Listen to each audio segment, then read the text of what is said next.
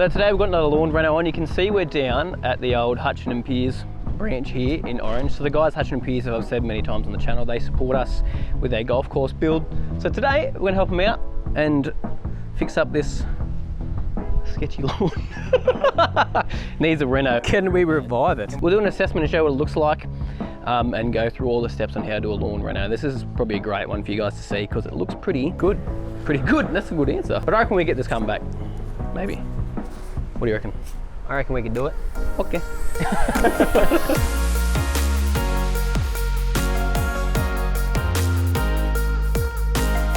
First thing we're going to do is assess the lawn. Do an assess. So a good bit of ryegrass here. Oh, ryegrass? Which we don't need, so you go. You're not going to pull all of that, mate. But it's mostly all couch grass, common couch by the looks of it. Which is a win for us because it means that if we give this a reno, we don't have to overseed. We're just going to basically get all the couch to fill in.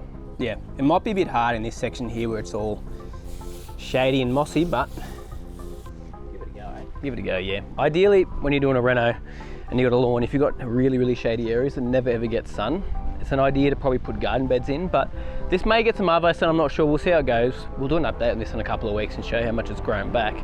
But today we are just going to do, first off, we're going to do scalp back. Then what's next? Scarify. Scarify, Clean up. clean that up. Then we're going to aerate it. And then we're going to... We got the big... Clean that up. The big blue, is it Bluebird? Top dress. Bluebird, yep. Bluebird from Kennard. And that's about it. We'll get it done. So you can see this lawn is super, super compacted. Like, it's really bad. So that's why today we're going to aerate it. Definitely need to aerate this area because it's the reason the grass is mostly not growing on this lawn is because it's so compacted and it has probably never actually been aerated before, so it's just built up over years and years and years. Now, if you are doing this at home, I highly recommend that you water it for a week in advance. Obviously here's a bit different because they had machines on show here, so they couldn't really do that, but we'll show you how hard it is. We've got like a manual core aerator here, and Josh is jumping on that like insanely. I can do the whole thing like this. You reckon? All right, you start. It's just breaking it up, it's not even... But yeah, we ain't doing the whole lawn with that thing. So we've got this Bluebird just here from Kennards, which we'll give a crack. Oh, you are a machine. Get it? First step, scalping. What are we using? The big bulb, old utility mower. So we'll set this in the lowest setting, take this back nearly to dirt, so we get all the top layer of thatch out. So the reason you scalp it back is to get all your thatch and stuff in. Now if you're doing this on buffalo or anything like that, don't go back to dirt, leave it like 15 mil at least. But Cooch, Kaiku, Zoysia, you're fine to scalp it back. Even when you're looking at stuff like ryegrass and tall fescue, just don't scalp back to dirt, leave just a bit of leaf there too. Oh yeah. So you can see how we're going back basically to dirt on this area. This is perfect, like this is what we want to see in this area. It's actually a little bit moist here, which is good, so it the aerator may go well in some of these spots. But that is what we want to see. So that's getting all the above ground thatch out. Once we do the scarifying, that's when we start getting that below ground thatch.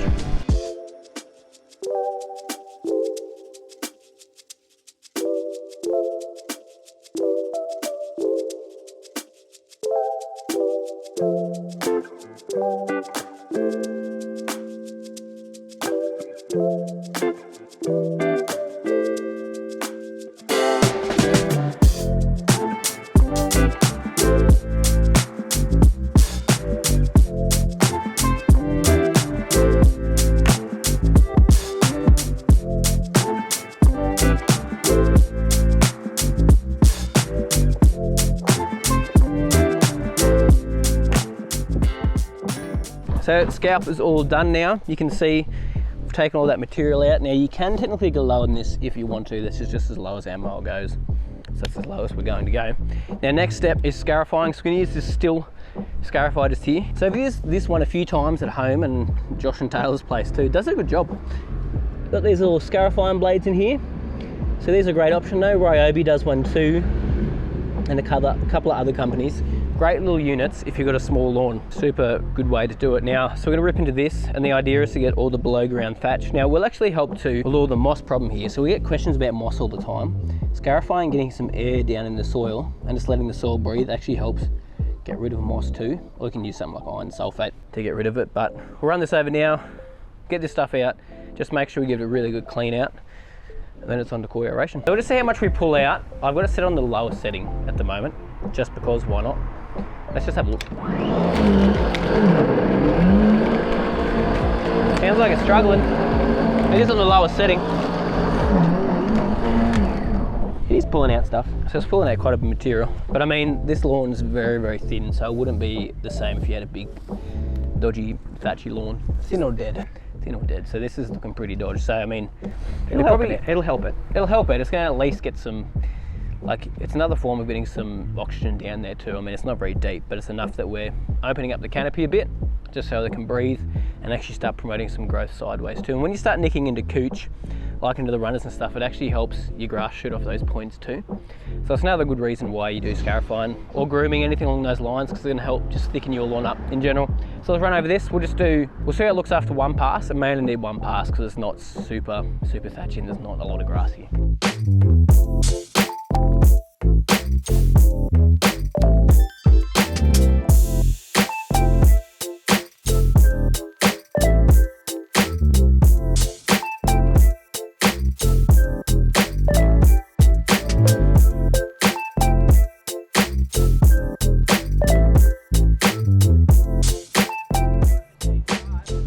About 250 square meters, and pretty much one battery did that on a single pass. We ran out just on the last pass to get the battery in, so pretty good.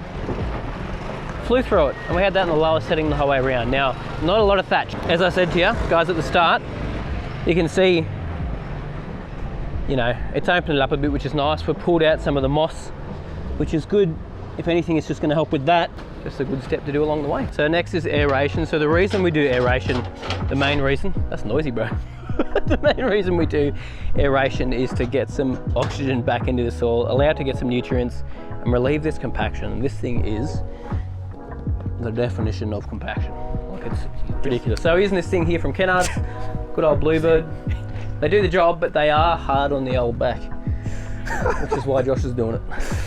What? Choke is on. Choke it, choke it, choke it.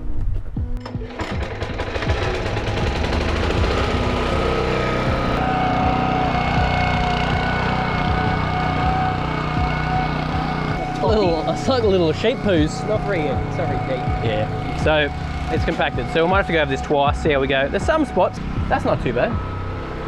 It's not probably only going in about 50 mil, like 2 inches. You'd prefer to get down to like 4 inches if you can. It's better than nothing though. It's better than nothing, and I mean, this is honestly, if we get this done, they keep the water up to it, it will slowly break down. Plus putting some sand on top too, so it's going to help, but you prefer it to go deeper if you can.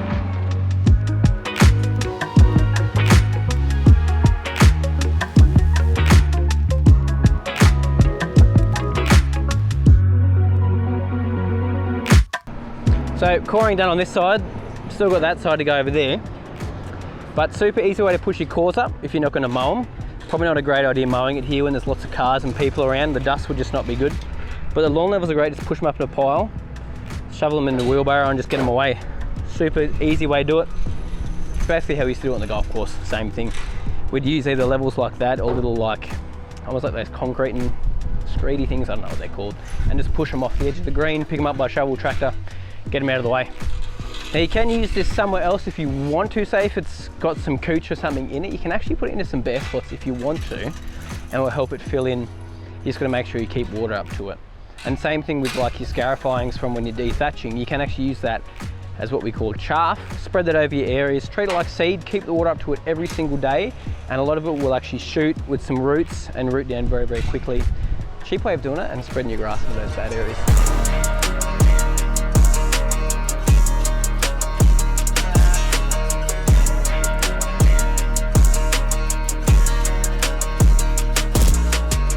We can use these cores here to fill in some holes. You can do this at home. If you've got some really deep spots, better than putting just straight sand, because there'll actually be some cooch in these spots here. So nice and low. Wow, you learn something new every video. Good form. Thanks, me. Thanks, Daddy. Oh, right. Should we do into the real low spots here? Nah, mate, you make a decision. We'll just do sand. You know, you have a brain. Thanks, mate. I just wanted to get your feedback. Bit of steering. So next is just when we're putting our top dressing out, which is going to help level the area, fill in the core holes to help with drainage too. So we're just using, it's basically a coarse river sand. Now when you're getting your sand, you don't want to go too coarse, you don't want to go too fine. Too fine or cake on top, won't drain properly. Too coarse, it's going to drain too quickly. So you want something in between. If you can ask for a washed river sand, ask for a washed pit sand, go and check it though and make sure it doesn't clump up in your hands too much and it sort of breaks apart. And the good thing about sand is it's got no weed seeds. You can use an organic top dress if you like, just be aware it will break down over time. So if your lawn's pretty level though, you may as well. use May as well sand. what? Or Use more organic stuff for your yard. Yeah, you might as well. Yeah, you can. There's not a problem with doing organic stuff. Just make sure it's washed and it's got no weed seeds in it. That's the biggest thing. But We always suggest doing like a pH test or a soil Yeah. test before doing a reno. yes, See what you need. If you need more organic stuff, then get that. because organics can actually help bring your pH down too. So that's why it's a good thought to have a look. If at you're your in pH. like Western Australia and you have real sandy soil, you probably need more organic Yeah, stuff, yeah, whole, exactly. whole stuff rather than putting more sand in. Yep. So we'll put this out today. Now normally we aim to put out about 10 mil in thickness, which is about a cube per 100 square meters. So that's how you figure out your ratio. So you normally go by cube instead of ton, because sometimes you can get it and it'll be wet, it's gonna weigh more. So ask for it in a cube. Right, catch. What's this? So today we don't have the eco top dresser, which the boys are a bit devo about. No, I never said I was devastated. Yes, you are, Ben's mate. just making up stuff now. Oh, Ben said he was devastated. Yeah, I am. That's what he did 10 seconds ago. Just Ben we should told bought me- the eco. Ben's told me 3 different things about how he's hurt his back. Oh, shut your face. Yeah, what? Shut your face. Anyway, when it comes to top dressing, basically plant one foot on the ground, flick it out.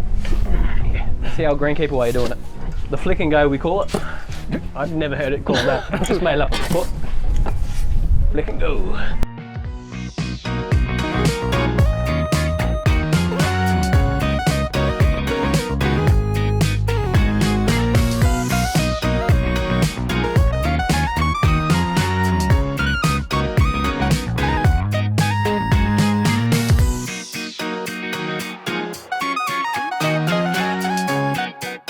That's the sand, your best sand angel. No, do it. I'm not like that. Word. Listen, look at that. He's very easily manipulated. Do you like that? Does it look good? Not bad. Yeah, look at that. That's dumpy. not bad. So last step is doing our leveling. So you use one of these tools here, and it just helps even it out and get a nice spread and drop the sand in some of the low spots too, and down to our core holes, which helps with drainage, but it's going to help this cooch actually spread across into the bare areas because it's actually nice and loose compared to what it was before.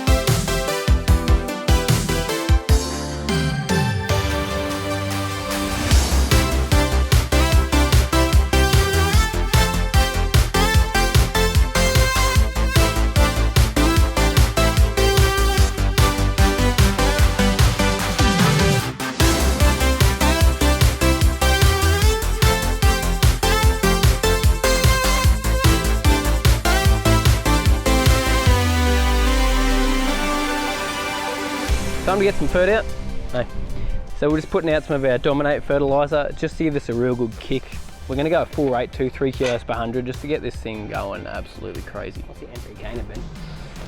Oh, you got me there, 2818. So put out 3 kilos per 100 square metres, so we're about, I'd say about 250 here. So you do the math.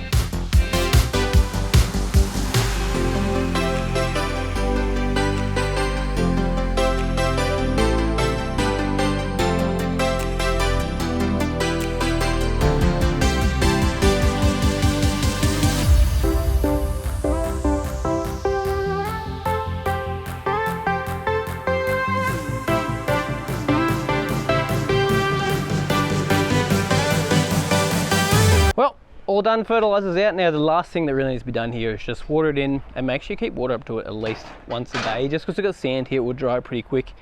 We want to help promote some growth go sideways. So that's about it. We'll come back and show you guys how this looks in a couple of weeks time. Anyway, thank you guys so much for watching.